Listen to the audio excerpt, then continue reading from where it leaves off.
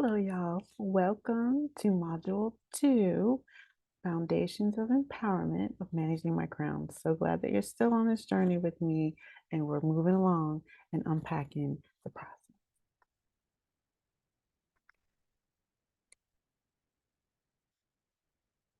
So for Module 2, which is Introduction to Empowerment, we're going to go through a couple of guided exercises.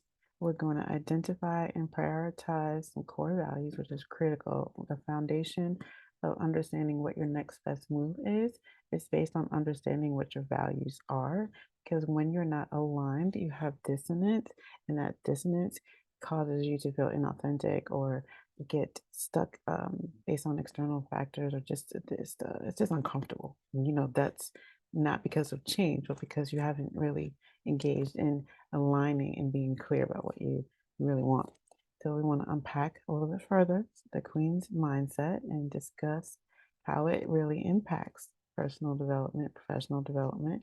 And then we want to reframe and practice what reframing a poor belief system through a positive affirmation to a new belief system, and the evidence that walking in the knowledge of a new affirmation can result in evidence that reaffirms itself so that it becomes a belief system. So, in that way, we get to craft and move directly through our lives with impact, intention, right? And the role of positive affirmations in the mindset transformation, as I just described. So, we're going to unpack those things. We're going to move forward. I'm going to start with empowerment and personal growth. So, I want to take a little time and kind of define empowerment and its relevance to personal growth, right? So, empowerment means a lot of things to a lot of people. Um, it's not, from my perspective, it's not to have power over someone, to to influence in a negative way, to take advantage of, right? So empowerment sit in this case must come from a space of love, positivity, community, and a sense of belonging and purpose, and understanding that your purpose is your ability to move in alignment with your belief system so that you add value to the world around you and you bring joy and abundance into your space, right? So, empowerment for us is the ability to articulate and to be able to be clear about who we are, why we're here, what our values are, and how to make good decisions. So, again, from my Queen's Moves coaching, my areas of expertise and where I spend a lot of time in my coaching is helping people manage overwhelm, get clear, or make a good decision. One of those three things, that's what I do. It's a proven pathway to getting to move from inaction to action to clarity to progress to success. So that's for sure. And empowerment is really just being able to move from doing what other people think that you should do to moving with the authority of I know what I must do and what I want to do, right? And so, in understanding how to even move like with that confidence that I'm doing what I believe is right, I'm doing what I need to do. I want to bless people along the way, but I'm not going to sacrifice who I am to make somebody else happy.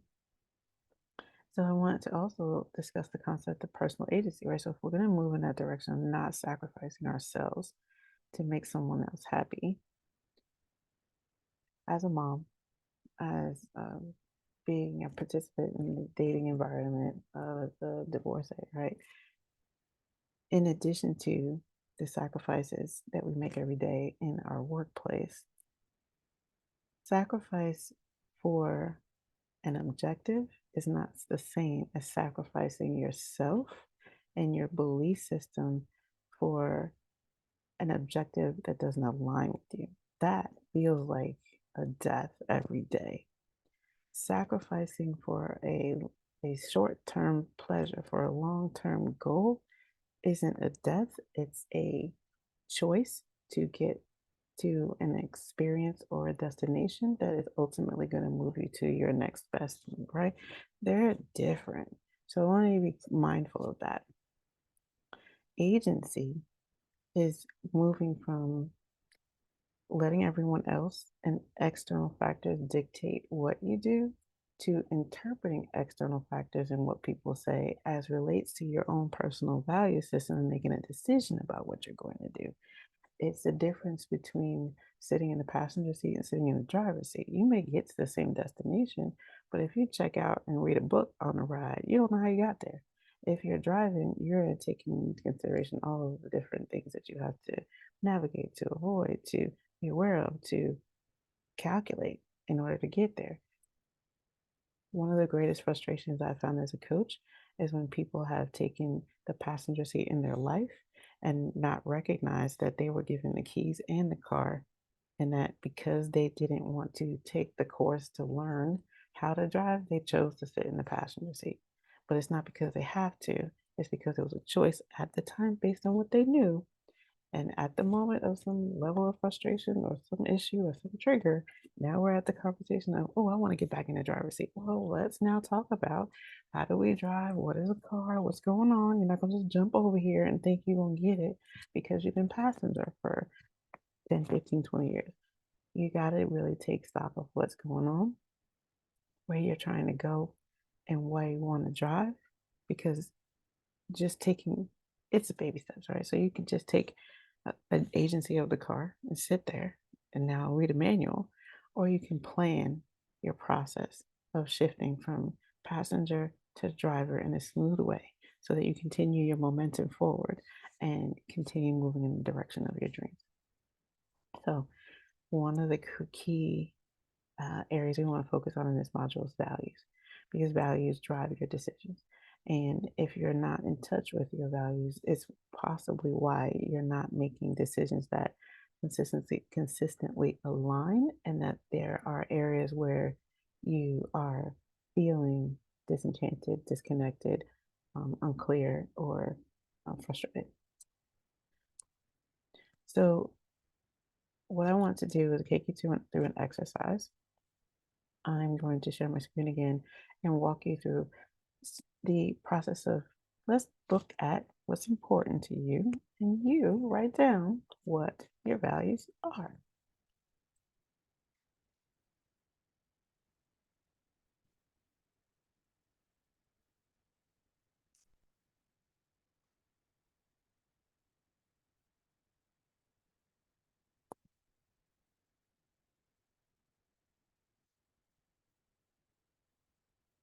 So I'm going to share my screen and show you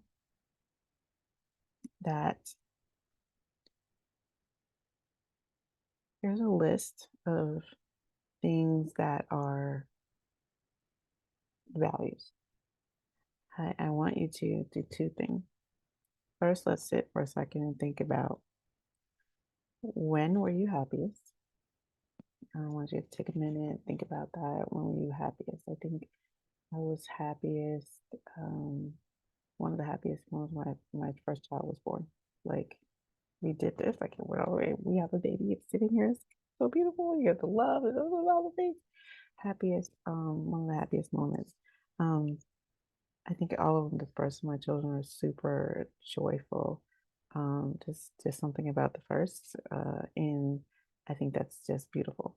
Um, what kind of emotion was I connected to? Um, things like that. So, what word on this list kind of resonates with that happiest moment that you had? When were you most proud? One of my most proud moments was walking across the stage, getting my master's degree to illustrate for my children, and that it's possible. And number two, to celebrate a completion of a really long journey. And so that was a proud moment. What word kind of resonates with that for you? For me, it might be achievement. Achievement is a driver for me. So as you can see, that's on here. So I might circle achievement, or I might write down achievement as something that makes me proud. In terms of the mom thing, when I was telling you that I was happy about the birth of my child and children, intimacy. is important to me. There's a really precious and intimate moment at the birth of your children. When were you most satisfied or fulfilled?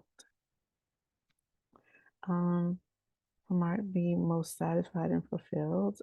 Probably was in probably most recently, like a couple of awards that I've gotten that made me feel really satisfied and fulfilled. Being recognized by my peers for the level of effort that I had put in and the lives that had been touched was fulfilling for me. And so, legacy is a word on here, and legacy is a value that's very strong to me. And determine your values based on your experience as pride, fulfillment, and happiness. So we just went through three questions. I gave you my answers. I want to give you a couple of moments to do the same. So think about, when were you happiest? Write that down, that moment. Think about it. What word on this list kind of jumps out at you? If it's not on this list, there's another word. Please feel free to jot that down. When were you most proud? A lot of us don't even resonate pride as a good feeling. So that's probably a little bit challenging. But when you're most proud of yourself, proud of a family member, proud at work. Again, all of these questions, think you can think both personally and professionally. Um, and so what word thinks jumps out at you when you see or think about being proud? Um, Next, what word that jumps out at you? What moment? Well, think of the moment, then think of the word that kind of resonates, and then write that down. So you should have at least three words right now. And I want to give you a moment to take a look at the list and come up with maybe three to four more so that you have a list of five to seven. Having five to seven will allow you to get a little bit more breath on what kinds of things resonate with you. And it might be surprising. My first time I went through this process, I was like, huh, those are my values? Are those the values I want?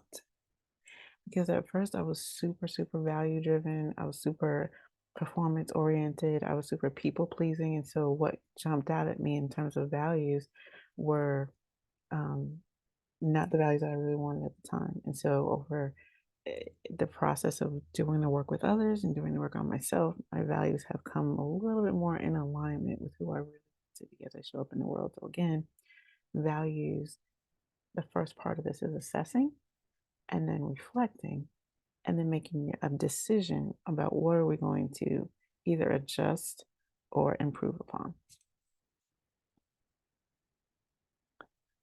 So mindset and personal empowerment are two elements that are critical in managing my crown. We talked about the mindset, and now we've talked about kind of understanding what personal empowerment means. And so I really want to combine those two into a self awareness and an owning of the crown. If you are responsible for managing your mindset and you have an ability and a responsibility to handle that crown with authority and empowerment, meaning if I'm going to own the crown and I'm going to function like I have the crown and I'm going to live with the um, privilege and abundance that comes with being blessed with the crown, right? So we were designed to walk in life not alone, but empowered through our creator, the universe. We have access to the love, the guidance, the wisdom, the resources that we need, but we won't take advantage of them if we don't recognize that we have a crown that we need to be responsible for. I think what happened growing up in the church, I think prayer sits in the root of God, you've given me this authority and this situations to navigate. How do I do it?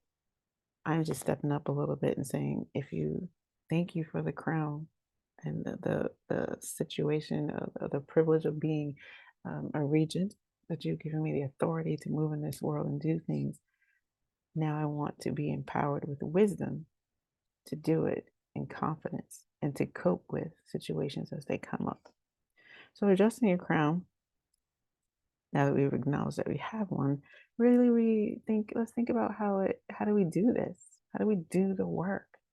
You do the work by peeling back the layers, kind of sitting with the truths of what you uncover. Again, like I just shared with you, my values weren't what I thought they should be at first.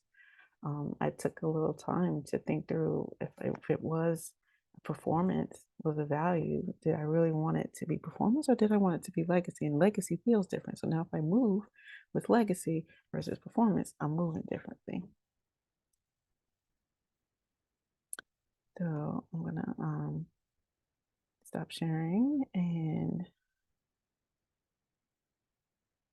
talk a little bit more about this empire. Empire is a term that can bring up a lot of things, but as queens, like I just tend to think about the Nubian queen, like Nefertiti, and um, just the ability to have agency and regency in my life, and not just have to take on roles that are put upon me, but to choose roles that center on my strengths and allow me to show up in the best possible way to add the most value to those around me. That really means sitting back and understanding who I am and what I got to work with. So I want you to do the same. I want you to sit back and really think about what have you been believing and thinking and doing, and what were the motivations and goals behind that, and has it allowed you to be functioning as empowered or functioning as reactionary and driven. And they're a little different, but I think that it's worth taking the time to think about. I want you to take this journey and use the weekly tap-ins. The week each there's 52 weekly check-ins and then there's 12 monthly check-ins. So use the weeks to document your self-discoveries. Revisit the idea of changing beliefs that don't align, that you just believe in just because you believe and you didn't think about it. Think through challenging those beliefs that don't serve you, and take time to develop insights on your emotional state. Um, it's something that we don't necessarily um, think about until we're in pain, but your emotional state is another dial on your control dashboard, and you can tweak that. You can tweak your emotional state. You can tweak your belief system. You can tweak your self-reflection and discoveries. And you can start to modulate, manage, and move. And these things all contribute to confidence.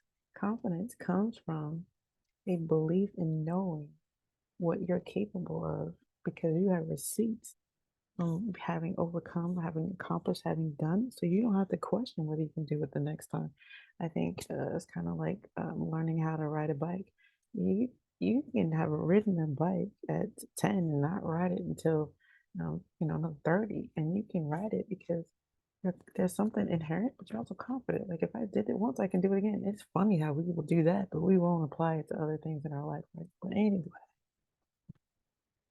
confidence comes from a belief and experience and a strong belief in something that has been documented and proven. And that is one of the benefits of journaling. You can document and prove how you've shown up in the best possible way. The outcome that you received was in alignment with your values, and then you can do that again.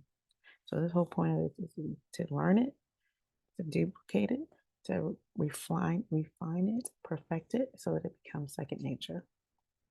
So making a Queen's move is taking action, documenting, refining, improving each time. And I want you to consider this journal as this repository for your documentation until you get it to its second nature. I want you to start with baby steps. So maybe you're not going to, change your belief system right now, but at least you can identify what are your values, what are your belief system, maybe you're not going to change your emotional state today, but you're going to at least get to the root of what is my emotional state and where did it come from. And understand that one of the really beautiful things about the process and why I really feel excited about the journal is because all of these things are changeable, and we with the right tools, can manage a successful engagement in this thing called life. So, thank you for picking up the book, taking the time, taking the steps. So, I want to walk you through one of the things that is in the book also is understanding affirmations. And so, intentions can be reflected in your affirmations so that they become reinforcement for the behaviors and actions that you take. So, let's go through the process. So let's pick one of the areas that you kind of reflected on and saw that maybe you didn't have the belief that you wanted to have, or you noticed that, ooh, that belief didn't feel right. Where did that come from? I'm not sure. So I'm going to go back to where I said I felt like I wasn't loved. So because I felt like I wasn't loved, it was an unconscious saboteur of a lot of things in life. It took the pause for me to reflect and go, oh, I feel like I'm not loved, which, oops, then turns into I'm not lovable. Oops, then turns into I behave like I have to prove that I'm lovable, oh, which turns into performance and value driven, oh, which turns into I have to do versus be. Do you see? So I had to change that and go, if I don't feel loved, now maybe change that affirmation to I'm going to release the perception and embrace the reality that I am loved so that I can attract love in my life, so that I can be loved and I can move differently.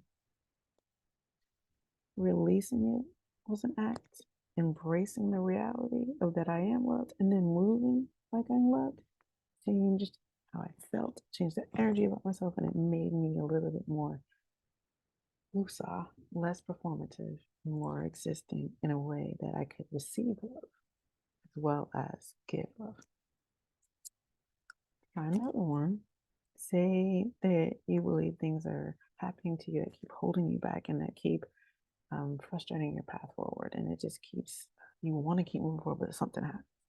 Well, let's reframe that and say, well, I'm aware of the triggers that make me feel overwhelmed, and I'm addressing them in a way that I can resolve them and continue moving forward. So you've addressed all of the elements that are holding you back. And so you're not taking a leap of faith into a crazy future where like, I'm just not fearful anymore. Well, no, let's start with the baby step of I'm aware that I have triggers that make me feel overwhelmed. So I'm going to address them in a way that I can resolve them and continue moving forward. That is the new affirmation.